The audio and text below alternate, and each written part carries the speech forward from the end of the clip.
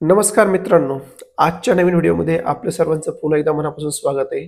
आजचा व्हिडिओ खास करून आपल्या सर्व लाडक्या बहिणींसाठी आहे. लाडकी बहीण योजनेमध्ये जुलै आणि ऑगस्ट या दोन्ही महिन्यांमध्ये ज्या महिला अपात्र ठरल्यात, ज्या महिलांचे पैसे आलेले नाहीये, तर ते पैसे न येण्याचं कारण काय? ते आपण आजच्या व्हिडिओमध्ये सांगितलेलं आहे. आणि अशा मला मागे बरेच कमेंट आल्या, की सर आम्ही या योजनेचे सर्व अटी शर्तीमध्ये पात्र आहोत. सर्व अटी शर्तीमध्ये आम्ही बसतो तरी पण आमचे हप्ते आलेले नाहीये.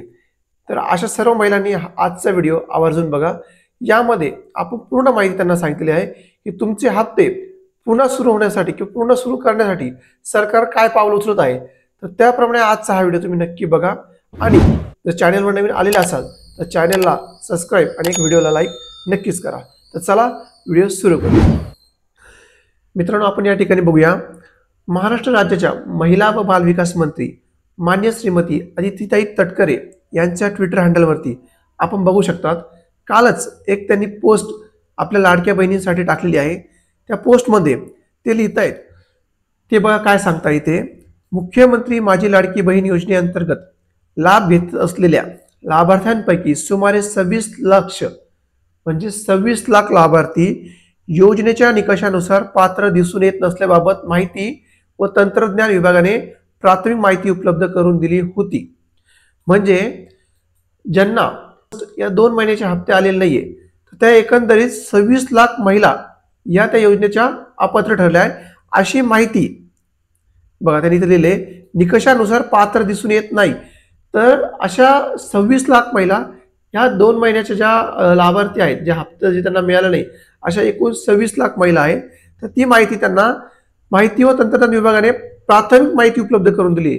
त्यांना ही माहिती आता प्राथमिक स्वरूपात उपलब्ध झाली आहे. तर बघा, सदर सुमारे 26 लाख लाभार्थी सर्व जिल्ह्यांमध्ये आहेत. म्हणजे महाराष्ट्रातील सर्व जिल्ह्यांमध्ये 26 लाख महिला अशा आहेत की त्या अपात्र ठरल्या आहेत.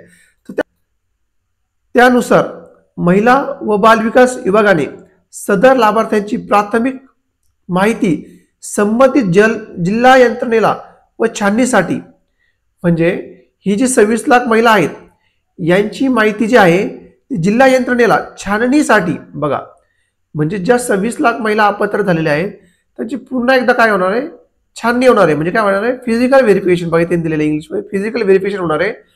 तर त्यानुसार हे लाभार्थी योजनेच्या निकषानुसार पात्र ठरतात किंवा नाही.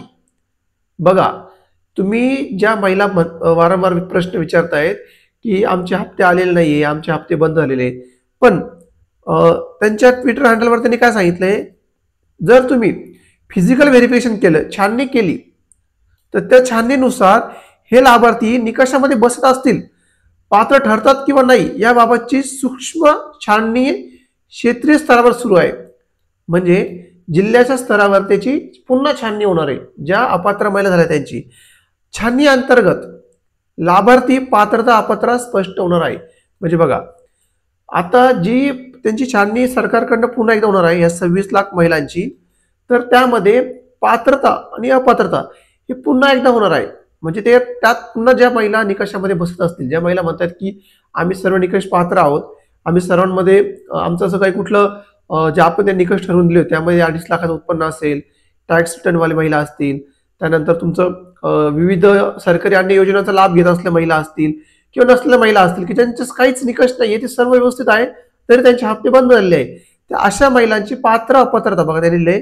या महिलांची छाननी होऊन पात्र अपात्र त्यानंतर स्पष्ट होणार आहे. त्यानंतर ते खाली काय म्हणतं बघूया. छाननी अंती जे लाभार्थी अपात्र ठरतील, बघा महत्वाचं आहे, त्यांच्या बाबत माननीय मुख्यमंत्री श्री देवेंद्रजी फडणवीस साहेब, उपमुख्यमंत्री श्री एकनाथ साहेब आणि उपमुख्यमंत्री अजितदादा पवार साहेब यांच्या मार्गदर्शनानुसार योग्य ती कारवाई करण्यात येईल. तसेच पात्र ठरणाऱ्या लाभार्थ्यास यापुढे लाभ पूर्वक सुरू राहील. म्हणजे बघा, त्यांचं म्हणणं असं झालं की आता आम्ही छाननी करू, जर छाननीमध्ये खरंच त्या महिला बसत असतील तर आम्ही त्यांना पुन्हा लाभ सुरू करू. म्हणजे त्या लाडक्या बहिणींना पुन्हा नव्याने हप्ते हे सुरू होतील. पण ज्या लाभार्थी अपात्र ठरतील, त्या 26 लाख महिलांमध्ये खरोखरच त्या अपात्र होता तरी त्यांचा चुकून त्यांनी लाभ घेतलेला आहे, तर त्यामध्ये त्यांनी बघा तिथले त्यांच्या योग्य ती कारवाई करण्यात येईल. त्यांच्यावरती योग्य ती कारवाई करते. तर आपण बघू शकता की आता ह्या ज्या तुम्ही वारंवार प्रश्न विचारताय की सर आमचे हप्ते बंद झाले येतील का, त्यासाठी काय करावं लागेल. तर बघा, तुम्हाला काही करायची गरज नाहीये. त्यांनी याबाबतची पूर्ण माहिती त्यांच्या इथे दिलेली आहे.